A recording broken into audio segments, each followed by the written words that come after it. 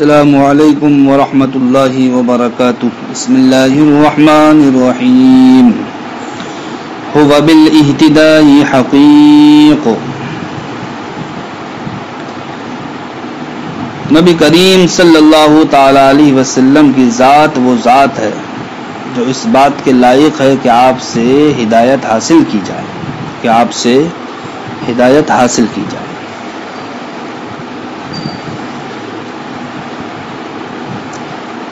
سوال یہ ہے کہ نبی کریم صلی اللہ تعالی علیہ وسلم کی ذات ہی سے انسان کو ہدایت ملے گی؟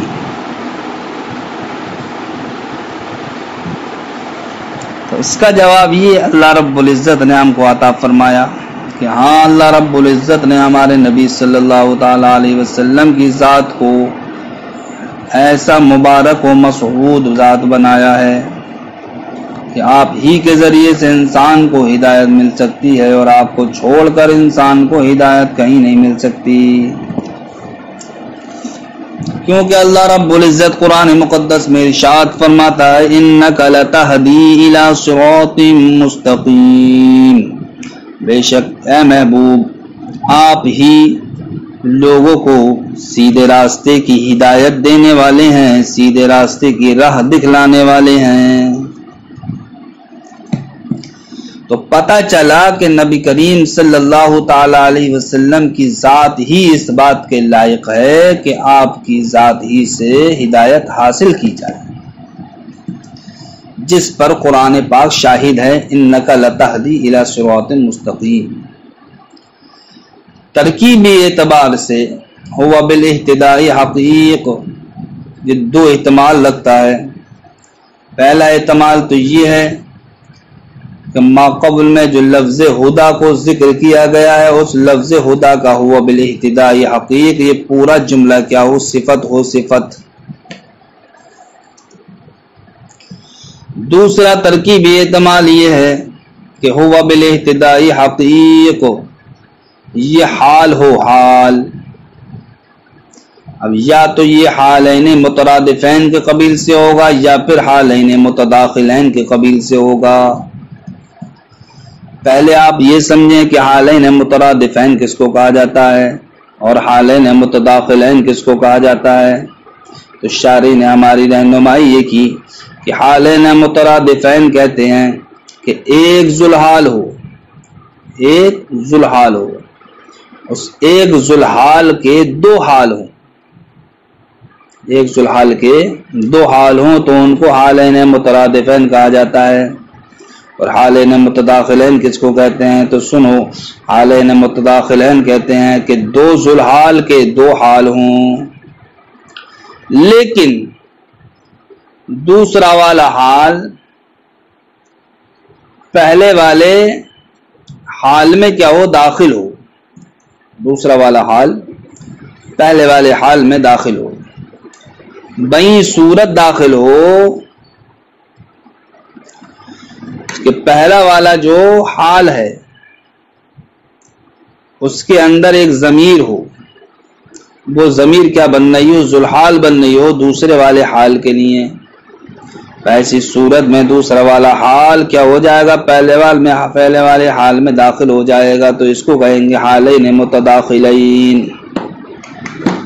تو دوسرا جو ترکیبی احتمال اس میں نکل کے آیا تھا ہوا بالاہتداء حقیق میں، وہ یا تو یہ تھا کہ یہ حالین مترادفین کے قبیل سے ہو، یعنی کہ ہدا جو ارسلہ میں ہو ضمیر منصوب متصل ہے، جو مفعول ہے وہ کیا ہو؟ ذوالحال ہو، اور اس کا پہلا حال ہدا ہو اور دوسرا حال ہوا بالاہتداء حقیق ہو. تو اس اعتبار سے یہ حالین مترادفین کے قبیل سے ہوگا. اور اگر ہم ہوا بالاہتداء حقیق کو حال مانیں، لیکن ارسلہ میں جو ضمیر منصوب ہے اس سے نہیں، بلکہ ہدن کو ہادی کے معنی میں لے کر، اور ہادی اس میں فاعل اور اس کے اندر جو ہوا ضمیر ہے وہ اس کا کیا بن جائے؟ ذوالحال. تو اب دیکھیے کہ ہدن یہ ارسلہ میں جو ضمیر منصوب ہے اس سے حال واقع ہے، اور ہدن کے اندر جو ضمیر ہے وہ ذوالحال ہے، اسی ضمیر سے ہوا بالاحتداء حقیق حال واقع ہے، لہذا یہاں پر جو حال ثانی ہے ہوا بالاحتداء حقیق، یہ حال اول یعنی ہدن میں داخل ہے، تو اس اعتبار سے یہ حالین متداخلین کے قبیل سے ہوا۔ دیکھیے ہوا بالاحتداء حقیق ای ہوا جدیر بان یہتدی بہ، یعنی وہ نبی کریم صلی اللہ تعالی علیہ وسلم کی ذات ہے، جدیر جو لائق ہے، بان یہتدی بہ اس بات کے کہ آپ سے ہدایت حاصل کی جائے۔ کیوں؟ اس لیے کہ قال اللہ تعالی، اللہ رب العزت کا فرمان ہے، انک لتہدی الی صراط مستقیم، بے شک آپ ضرور سیدھے راستے کی راہ دکھلانے والے ہیں۔ وہذہ الجملۃ صفۃ ہوا بالاحتداء حقیق، یہ جملہ یا تو صفت ہے کس سے؟ لقولہ ہدا، مصنف کے قول ہدن سے، او یکونان حالین مترادفین، یا پھر ہوا بالاحتداء حقیق یہ جملہ حالین مترادفین کے قبیل سے ہے، او متداخلین، یا پھر حالین متداخلین کے قبیل سے ہے۔ الاول بان یکون ذو الحال واحدا، اب یہاں سے شارح اس بات کی وضاحت کرتے ہیں کہ حالین مترادفین کس کو کہا جاتا ہے، تو سنو، الاول سے مراد حالین مترادفین ہے، حالین مترادفین کہتے ہیں بان یکون ذو الحال واحدا، کہ ذو الحال کیا ہو؟ ایک ہو، یعنی دو حال کا ذو الحال ایک ہو، اور وہ ایک ذو الحال کیا ہے؟ وہاں ہونا ضمیر المفعول فی ارسلہ، اور وہ یہاں پر ارسلہ میں جو ضمیر مفعول ہے وہ ذو الحال ہے، اور اسی سے دو حال واقع ہیں، ایک حال ہے ہدا، دوسرا حال ہے ہوا بالاحتداء حقیق۔ والثانی، اب حالین متداخلین کس کو کہا جاتا ہے؟ تو الثانی کے ذریعے سے حالین متداخلین کی وضاحت فرماتے ہیں بان یکون ذو الحال لقولہ ہدن ضمیر المفعول، بئی طور کہ ذو الحال ہدن کے لیے ذو الحال ضمیر المفعول، یہ کیا ہو؟ مفعول کی ضمیر ہو، یعنی کہ ہدن جو پہلا حال ہے یہ جو حال واقع ہو رہا ہو وہ کس سے؟ ارسلہ میں جو ضمیر منصوب متصل ہے اس سے۔ وذو الحال لقولہ ہوا بالاحتداء، اور ہوا بالاحتداء حقیق جو کہ حال ہے، اس کے لیے ذو الحال کیا ہے؟ اس کے لیے ذو الحال ہے ضمیر الفاعل فی قولی ہدن، ہدا کے اندر جو فاعل کی ضمیر ہے، اس لیے کہ ہدا بمعنی ہادی ہے، تو اس ضمیر سے یہ ہوا بالاحتداء حقیق ہے کہ اب نو حال واقع ہو رہا ہو۔ فالحال الثانیہ، تو ایسی صورت میں جناب والا دوسرا والا حال تکون داخلتاً فی الحال الاولی، یہ داخل ہوگا پہلے والے حال میں، تو جہاں پر جناب والا ایک ذو الحال سے دو حال واقع ہوں اس کو حالین مترادفین کہتے ہیں، اور جہاں پر دو ذو الحال کے دو حال واقع ہوں بئی صورت کے دوسرا والا حال پہلے والے حال میں کیا ہو؟ داخل ہو، تو اس کو حالین متداخلین کہا جاتا ہے۔ وَنُورًا بِهِ الْاقْتِدَاءُ يَلِيقُ، اور اللہ رب العزت نے ہمارے نبی صلی اللہ تعالی علیہ وسلم کو ایسا نور بنا کر کے بھیجا ہے کہ جن کی اقتداء کرنا ہمارے لائق ہے، ہمارے مناسب ہے۔ اس جملے میں مصنف علیہ الرحمٰن نے یہ دعویٰ فرمایا ہے کہ سرکار کی ذات کو اللہ رب العزت نے ایسا نور بنایا ہے کہ جن کی اقتداء کرنا ہمارے لائق ہے۔ تو کیوں ہمارے لیے نبی کریم صلی اللہ علیہ وسلم کی اتباع و اقتداء کرنا لائق ہے؟ وہ اس لیے کہ نبی کریم صلی اللہ تعالی علیہ وسلم کی ذات وہ ذات ہے جو کہ تمام انسانوں میں، تمام انبیاؤں میں، تمام رسولوں میں مکمل ہے، مکمل، اور نبی کریم صلی اللہ تعالی علیہ وسلم کی ذات ہمارے لیے بھلائی پر دلیل ہے، اور آپ ہی کی ذات ہے کہ جو ہم کو سیدھے راستے کی ہدایت دیتی ہے، سیدھے راستے کی رہنمائی کرتی ہے۔ لہذا جب اللہ رب العزت نے آپ کو اتنا بلند و بالا بنایا ہے تو اب ہمارا حق یہ نہیں بنتا کہ ہم سرکار کے علاوہ کسی اور کی اتباع کریں، بلکہ اب ہمارے لیے لازم و ضروری ہے کہ ہم صرف اور صرف سرکار ہی کی اتباع کریں، اور آپ ہی کے اوصاف سے ہم متصف ہوں، اور آپ ہی کے اخلاق شریفہ سے ہم اپنے آپ کو مشرف کریں۔ اس لیے ہم پر نبی کریم صلی اللہ تعالی علیہ وسلم کی اقتداء کرنا مناسب ہے۔ وَعْلَمْ وَنُورًا بِهِ الْاقْتِدَاءُ يَلِيقُ وَنُورًا جو منصوب ہے، یہ کیوں ہے منصوب؟ معطوف علی ہدا، یہ کیا ہے؟ معطوف ہے کائے پر؟ ہدا پر، جو ما قبل میں ہدا ذکر کیا، تو چونکہ ہدا منصوب ہے اس لیے اس پر معطوف ہونے والا نورًا بِهِ الْاقْتِدَاءُ يَلِيقُ میں نورًا یہ بھی کیا ہوگا؟ منصوب ہوگا۔ اس کے بعد بِهِ کو ذکر کیا گیا نورًا کے بعد، تو بِهِ جار مجرور سے ملنے کی بنیاد پر یہ کیا ہوگا؟ ظرف۔ اب سوال یہ ہے کہ یہ ظرف متعلق کس سے ہے؟ اقتداء سے متعلق ہے یا یلیق سے متعلق ہے؟ تو اس کے تعلق سے یہ بیان فرمایا کہ بِهِ اس کا متعلق اقتداء ہے، یعنی کہ بِهِ جو کہ معمول ہے، اس کا عامل کیا ہے؟ الاقتداء۔ اب سوال پیدا ہوگا کہ معمول کا درجہ تو بعد میں ہوتا ہے، عامل کا درجہ کیا ہوتا ہے؟ معمول پر مقدم ہوتا ہے، لیکن یہاں پر جناب والا معمول کو عامل پر مقدم کر دیا، کیوں کیا گیا ہے یہاں پر ایسا؟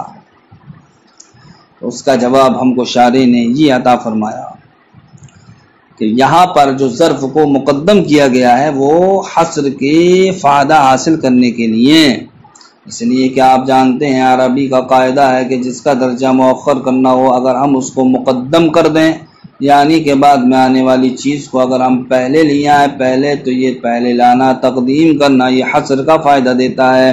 لہذا اسی وجہ سے بِهِ کا درجہ اگرچہ اقتداء کے بعد تھا لیکن اس کو پہلے لیا ہے، اس لیے لیا تاکہ حصر کا فائدہ حاصل ہو۔ حصر سے فائدہ حاصل کرنے کا مقصد کیا ہوگا؟ مقصد یہ ہوگا کہ سرکار کی ذات کو اللہ رب العزت نے ایسا نور بنا کر کے بھیجا ہے کہ آپ ہی کی، صرف و صرف آپ ہی کی اقتداء کرنا ہمارے مناسب ہے۔ تو یہ حصر کے ساتھ یعنی کہ ہی کے ذریعے سے اب آپ جو ترجمہ کر رہے ہیں وہ اس وجہ سے ہی کر رہے ہیں کہ بِهِ جو ظرف ہے اور الاقتداء اس کا کیا عامل ہے، اس ظرف کے مقدم ہونے کی وجہ سے حصر کا معنی پیدا ہوا، اس لیے اب اقتداء کرنا یہ منحصر ہو گیا نبی کریم صلی اللہ علیہ وسلم ہی کی ذات میں۔ اب آپ اعتراض کر سکتے ہیں کہ اگر چلیے ہم نے بات مان لی کہ حصر کے پیش نظر آپ نے ظرف کو مقدم کر دیا، تو اگر حصر کا معنی یہاں پر آپ حاصل کریں گے تو اب ہم جو ائمہ مجتہدین کی اقتداء کرتے ہیں، اتباع کرتے ہیں، وہ ائمہ مجتہدین کے ہمارے لیے اقتداء و اتباع کرنا یہ جائز و درست نہ ہو، اس لیے کہ آپ نے تو حصر کر دیا، اور حصر کا مطلب ہی یہی ہے کہ جس ذات میں حصر کیا گیا ہو وہ عمل اس سے آگے نہ بڑھے۔ تو اب اقتداء صرف و صرف سرکار کی جائے گی، تو اب سرکار کے علاوہ ہم کسی اور کی اقتداء کریں گے تو یہ حصر کے منافی ہوگا، لہذا اب ہمارے لیے یہ جائز نہ ہونا چاہیے کہ ہم ائمہ مجتہدین کی اقتداء کریں۔ اس کا جواب شارح یوں عنایت فرماتے ہیں کہ ائمہ مجتہدین کی اقتداء و اتباع کرنا یہ اصل میں سرکار ہی کی اقتداء و اتباع کرنا ہے۔ تو جب ائمہ مجتہدین کی اقتداء و اتباع کرنا یہ سرکار ہی کی اقتداء و اتباع کہلایا، لہذا اب ائمہ مجتہدین کی اقتداء کرنا، پیروی کرنا یہ حصر کے منافی نہیں ہوگا۔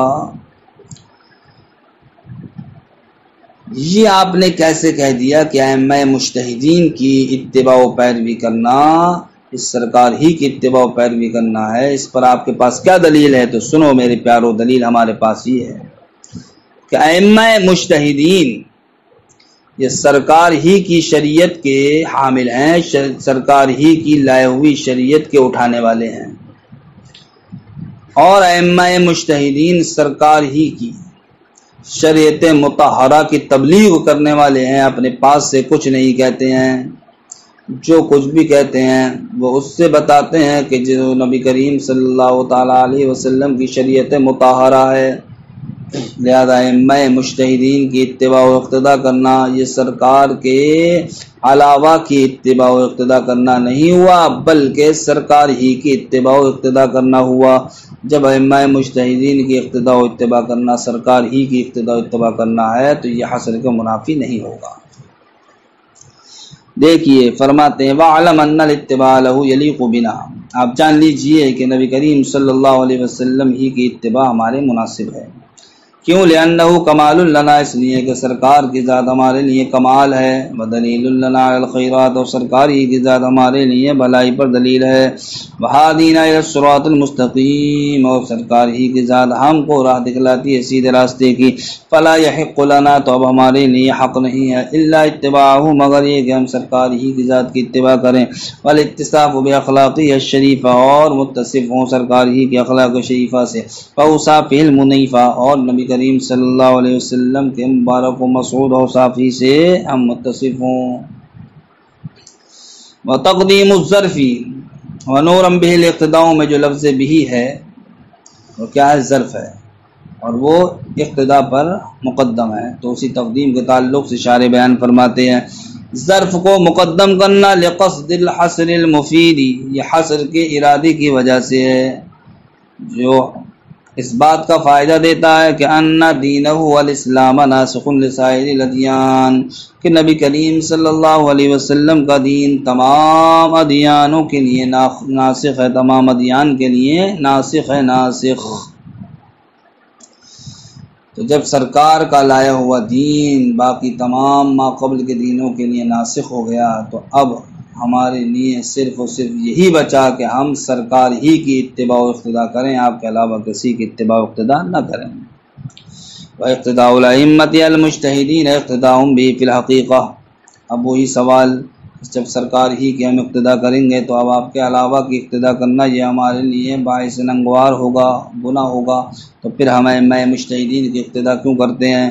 تو فرماتے ہیں وَاقْتِدَاءُ الْأَئِمَّةِ الْمُجْتَهِدِينَ اقتداء بِهِ فِي الْحَقِيقَةِ، ائمہ مجتہدین کی اقتداء کرنا یہ سرکار ہی کی حقیقت میں اقتداء کرنا ہے، لأنہم حملۃ شرعہ الشریف، اس لیے کہ وہ مجتہدین سرکار ہی کی شریعت کے حامل ہیں، اٹھانے والے ہیں، فہم المبلغون امتہ شریعتہ المطہرہ، تو وہ ائمہ مجتہدین نبی کریم صلی اللہ تعالی علیہ وسلم کی امت کو آپ کی شریعت مطہرہ کی تبلیغ کرنے والے ہیں، فلا ینافی الحصر، لہذا ائمہ مجتہدین کی اتباع کرنا یہ حصر کے منافی نہیں ہوگا، اس لیے کہ ائمہ مجتہدین کی اتباع کرنا حقیقت میں یہ نبی کریم صلی اللہ علیہ وسلم ہی کی اتباع کرنا ہے، جب سرکار ہی کی اتباع کرنا ہے تو وہ حصر نہیں ٹوٹا، فلا ینافی الحصر، اب ائمہ مجتہدین کی اتباع کرنا یہ حصر کے منافی نہیں ہوگا۔